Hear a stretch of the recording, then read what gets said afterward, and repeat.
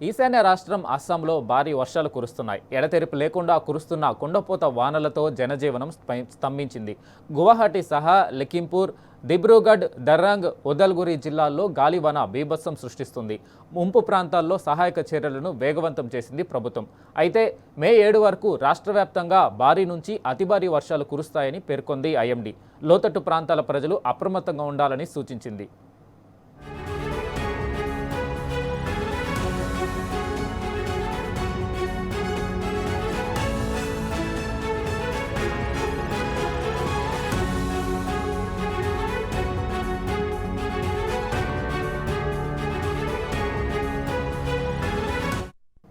ఈశాన్య రాష్ట్రం అస్సాంలో భారీ వర్షాలు కురుస్తున్నాయి.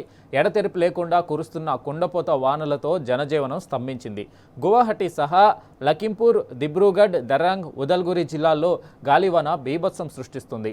ముంపు ప్రాంతాల్లో సహాయక చర్యలను వేగవంతం చేసింది ప్రభుత్వం. అయితే మే 7 వరకు రాష్ట్ర వ్యాప్తంగా భారీ నుంచి అతి భారీ వర్షాలు కురుస్తాయని పేర్కొంది ఐఎండీ. లోతట్టు ప్రాంతాల ప్రజలు అప్రమత్తంగా ఉండాలని సూచించింది.